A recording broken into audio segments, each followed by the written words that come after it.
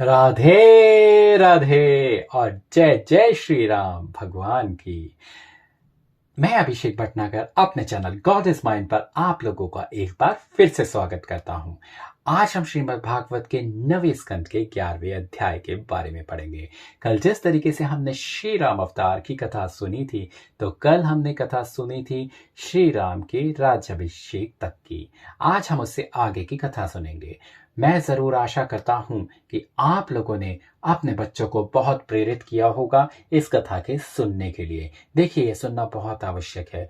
हमारे धर्म के बारे में बच्चों का जानना बहुत आवश्यक है, ताकि यदि उन्हें कोई भी प्रश्न हो, किसी भी तरीके की जिज्ञासा हो, तो वो पहले आपसे पूछें। ये ना हो कि वह दूसरों से जाके किसी भी ऐसे व्यक्ति से जाके पूछे जिसे शायद उसका उत्तर ही ना पता हो। और यदि कोई भी प्रश्न हो, यदि उसका उत्तर आपके पास भी नहीं है, तो मैं आप लोगों से विनम्र निवेदन करता हूं कि आप जरूर कमेंट बॉक्स में आप मुझे लिख सकते हैं, और मैं अपने ज्ञान से जितना जानता हूं उतना ही आपके प्रश्न का उत्तर देने का जरूर चेष्टा करूंगा। तो करते हैं आज के दिन की शुरुआत एक बार फिर हम अपने राम अवतार की आगे की कथा के साथ। 11वां अध्याय, सीता जी को वाल्मीकि जी के स्थान पर भेजने की कथा। ये बहुत ही मार्मिक कथा है, और इस कथा में लोगों के मस्तिष्क में बहुत सारे प्रश्न आते हैं। तो हम इस कथा को आगे सुनते हैं और देखते हैं कि वो क्या कारण है कि जिस वजह से हमारे श्री राम जी को, जो कि मर्यादा पुरुषोत्तम थे, इस तरीके का एक स्टेप उठाना पड़ा। सुखदेव जी बोले, हे परीक्षित, श्री रामचंद्र जी ने राजगद्दी पर बैठकर संसारी जीवों को धर्म मार्ग दिखलाने के वास्ते अनेक यज्ञ किए, और सब द्रव्य व राज्यादि ब्राह्मणों व ऋषिवरों को संकल्प कर दिया। तब नारद जी आदि ऋषिवरों व ब्राह्मणों ने उनको आशीर्वाद देकर कहा, महाराज, आप त्रिलोकीनाथ हैं। अपने स्वरूप का दर्शन जो हम लोगों को दिया है, उसी में हम लोग मग्न हैं। यह राज्य लेकर क्या करेंगे? हम लोगों को केवल गौदान चाहिए, जिससे अग्निहोत्रादि किया करें। रघुनाथ जी ने ब्राह्मणों को गौ आदि विधि पूर्वक दान देकर अपना देश ब्राह्मणों से फिर ले लिया और राज्य काज करने लगे। सातों द्वीपों के राजा और सब देवता व दैत्यादि उनकी आज्ञा मानते थे। प्रजा आनंद पूर्वक हरि भजन में लीन रहती थी। एक दिन रात्रि को रघुनाथ जी वेश बदलकर अपनी कीर्ति की परीक्षा लेने के वास्ते अयोध्यापुरी में निकले। सो एक धोबी ने अपनी स्त्री से लड़ते हुए यह कहा कि तू मुझसे पूछे बिना एक रात्रि कहीं बाहर रह आई है, इसलिए तू अब मेरे घर में रहने योग्य नहीं है। तुझे अपने यहां ना रखूंगा। जहां तेरी इच्छा हो तू चली जा। मैं राजा रामचंद्र जी नहीं हूं। जो उनकी स्त्री सीता वर्ष दिन तक रावण के यहां रही, फिर उन्हें अपने घर में लाकर रख लिया। रामचंद्र जी यह लोक निंदा अपने कान से सुनकर राजमंदिर पर चले आए, और उसी चिंता में रात्रि भर निद्रा न आई। प्रातःकाल श्री शत्रुघ्न से कहा कि सीता जी को वन में ले जाकर छोड़ आओ। श्री शत्रुघ्न यह वचन सुनकर बहुत व्याकुल हो गए। उन्होंने उनकी आज्ञा नहीं मानी। तब यही बात श्री रघुनाथ जी ने श्री भरत जी से कही। जब उन्होंने भी त्रिलोकीनाथ का वचन ना माना, तब श्री रामचंद्र जी ने लक्ष्मण जी को बुलाकर कहा कि आप हमारी आज्ञा मानकर सीता जी से कहें कि आपने ऋषिवरों की स्त्रियों व गंगा जी की पूजा करने के वास्ते मान्यता मानी थी, सो चलकर उनकी पूजा करना चाहिए। जब वह आपके साथ जाएं, तब आप उनको श्री वाल्मीकि जी के आश्रम के स्थान के निकट छोड़कर चले आना। श्री जानकी जी को घर में रखने से प्रजा लोग मेरी निंदा करते हैं। हमारा कहना ना मानोगे तो मैं अपने प्राण दे दूंगा। जब श्री लक्ष्मण जी ने ऐसा वचन सुना और उत्तर देना उचित नहीं जाना, तब श्री सीता जी से जाकर कहा कि आप हमारे साथ चलकर श्री गंगा जी और ऋषि पत्नियों की पूजा जो मानता आपने मानी थी कर आए। यह वचन सुनकर सीता मैया अति प्रसन्न हुई और अनेक प्रकार के भूषण व वस्त्र ऋषि पत्नियों के वास्ते ले जाकर श्री लक्ष्मण जी के साथ रथ पर चली गईं। उस समय बहुत सारे अशकुन हुए, पर जगत माता ने कुछ विचार नहीं किया। जब श्री लक्ष्मण जी गंगा पार उतरे और श्री वाल्मीकि ऋषिवर के स्थान के निकट पहुंचकर बहुत रुदन करने लगे, तब जानकी माता ने पूछा, हे लक्ष्मण, तुम्हारे भाई अच्छी तरह हैं, तुम क्यों रोते हो? यह वचन सुनकर श्री लक्ष्मण जी ने अति व्याकुल होकर सब वृतांत अपना कह दिया और हाथ जोड़कर विनय किया कि हे जगत माता, मैं आपको यहाँ वन में छोड़ने आया हूँ। यह बात सुनते ही जगत माता अचेत होकर वहीं गिर पड़ी और अति विलाप करके लक्ष्मण जी से बोली, बहुत अच्छा, जो आज्ञा श्री रघुनाथ जी ने की हो सो आप करें। मेरी ओर से श्री रामचंद्र जी को हाथ जोड़कर यह कह देना कि मुझसे जो कोई अपराध हुआ हो तो क्षमा करें, क्योंकि मैं अनेक जन्म की उनकी दासी हूँ। श्री लक्ष्मण जी गर्भवती जानकी माता को रोते हुए वाल्मीकि जी ऋषिवर के स्थान पर छोड़कर चले आए। ऋषिवर जी ने उनको अपनी कन्या के समान रखा। कुछ दिन बीतने पर सीता मैया के लव व कुश दो बालक अति सुंदर, तेजस्वी, प्रतापी और बलवान उत्पन्न हुए। जब अश्वमेध यज्ञ करने समय रघुनाथ जी ने श्री लक्ष्मण जी को सीता जी के बुलाने के वास्ते भेजा, तब जानकी जी ने लव व कुश दोनों पुत्रों को लक्ष्मण जी को सौंप दिया और अयोध्यापुरी में जाकर उसी जगह पृथ्वी में समा गई।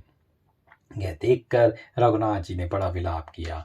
सीता मैया को त्यागने के उपरांत रामचंद्र जी ब्रह्मचार्य रहकर यज्ञादि किया करते थे। 11,000 वर्ष तक उन्होंने अयोध्यापुरी का राज्य भोग कर प्रजा को बहुत सुख दिया। लक्ष्मण, भरत और शत्रुघ्न के चित्रकेतु और सुबाहु आदि दो पुत्र उत्पन्न हुए। रघुनाथ जी ने उत्तर का देश भरत जी को, पश्चिम का देश शत्रुघ्न जी को और पूर्व का देश लक्ष्मण जी को बांट दिया। अयोध्यावासी सब स्त्री पुरुष रघुनाथ जी का दर्शन पाकर जैसा प्रसन्न रहते थे, वैसा सुख इंद्रपुरी में किसी को नहीं मिलता। उनके राज्य में पशु पक्षी आदि कोई जीव दुखी नहीं था। इस तरह धर्म पूर्वक अयोध्यापुरी का राज्य किया और अंत समय अपने पुत्र को अयोध्यापुरी का राज्य देकर वह वैकुंठ को पधारे। अयोध्यावासी सब जीवों को उसी शरीर से विमान पर बैठाकर अपने साथ ले गए। उन रामचंद्र जी का नाम लेने से करोड़ों जीव भवसागर पार उतर जाते हैं। उनकी विस्तार पूर्वक कथा श्री रामायण में लिखी है। श्री रामचंद्र जी के निकट समुद्र में सेतु बांधना और रावण आदि राक्षसों का वध करना कुछ कठिन नहीं था। वे अपनी भ्रकुटी फेरने से एक क्षण में 14 लोगों का नाश कर सकते थे। पर यह सब लीला व चरित्र संसारी जीवों को केवल गृहस्थ आश्रम मार्ग दिखलाने के वास्ते किया था। देखिए, जब ऐसे ऋषिवर को गृहस्थी करने में स्त्री के कारण दुख हुआ, तो संसार में स्त्री व गृहस्थी से सबको दुख प्राप्त होगा। इसका अर्थ ये नहीं हुआ कि गृहस्थ आश्रम बुरा है। गृहस्थ आश्रम बिल्कुल भी बुरा नहीं है। ये सब कथाएं या ये सब बात गृहस्थ आश्रम के बारे में हो या फिर वानप्रस्थ के बारे में, यह हम आपको पिछले अध्यायों में इसके बारे में वर्णित कर चुके हैं। जिस तरीके से इस कथा के अंत में यह बताया गया है कि भगवान के लिए कोई बड़ी बात नहीं थी कि वह रावण को मार देते, या भगवान के लिए कोई बड़ी बात नहीं थी कि श्री सीता जी को लंका से क्षण भर में ले आते, या फिर उनको यह भी पता था कि सीता जी का हरण होने वाला है, क्योंकि वो तो स्वयं भगवान थे। परंतु यह सब लीला जो श्री रामचंद्र जी के अवतार की थी, यह केवल लोगों को मार्ग सिखलाने के लिए थी, या फिर आप कह सकते हैं कि मर्यादा पुरुषोत्तम श्री राम जी इसको, क्योंकि जैसा कि मैंने सुना है अपने बड़े बूढ़ों से भी कि राम राज्य की कथा, तो कहते हैं कि राम राज्य जैसा राज तो आज तक कभी नहीं हुआ और ना कभी होगा। तो इसीलिए यह सब राज्य या फिर राम जी ने जितने भी अपने अवतार लेके जो भी सब कुछ किया था, वह लोगों को सतमार्ग सिखाने के लिए ही करा था।